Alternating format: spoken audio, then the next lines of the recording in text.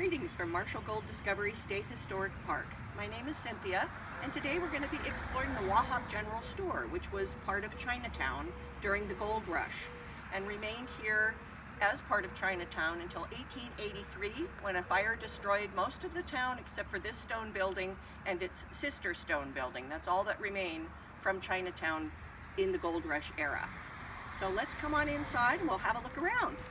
As we come in, our human eyes need to adjust more quickly than the camera's eyes, but typically when you come to visit us at the park, you'll be viewing these numerous artifacts from behind this caged wall. But look, today we happen to have the door open and we'll have a VIP tour, and I'll be able to show you some of the things a little bit more up close and personal. So we're going to get started over there by the desk. So we'll start here at this little desk. This was a place where a person could come and write a letter home or have a letter written. And also it served as the assayer's office. They would be able to weigh the gold. This is a Chinese scale. The only part that we have in here is the weighing balance bar, but it would have strings and little pans that would weigh the ingots against the sand and the nuggets that you might have dug that day. And then it could be added up, calculated, kept in a ledger, and housed in the safe in the back.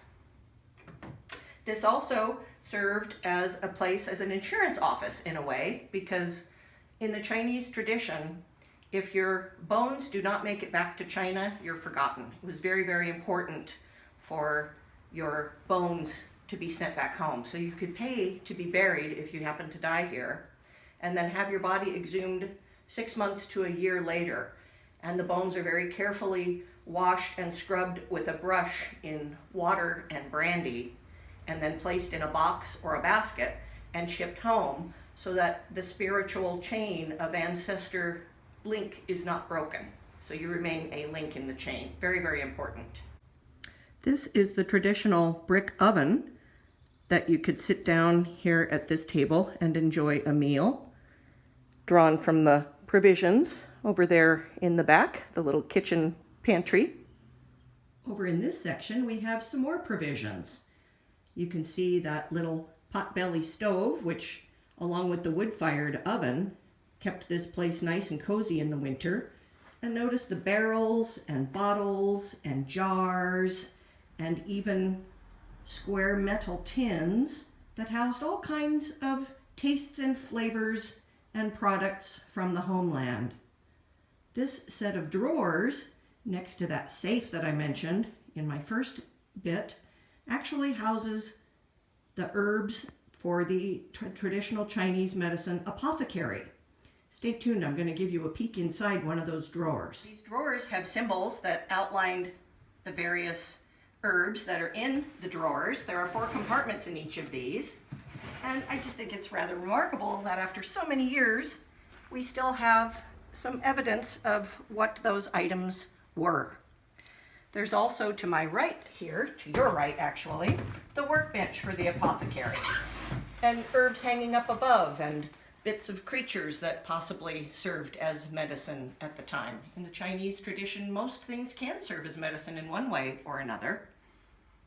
Over in this side of the building, we have the butcher block, and this is the place where the meat products would be processed for consumption.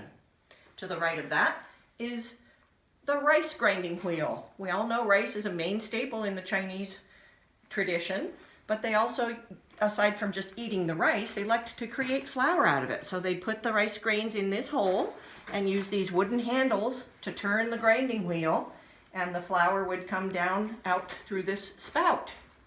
Now up over here we have our ready-made wear section. You could come and get a shirt or a pair of pants or a hat. We also had some ladies' shoes. We have some slippers, a couple pairs of sweet little embroidered slippers.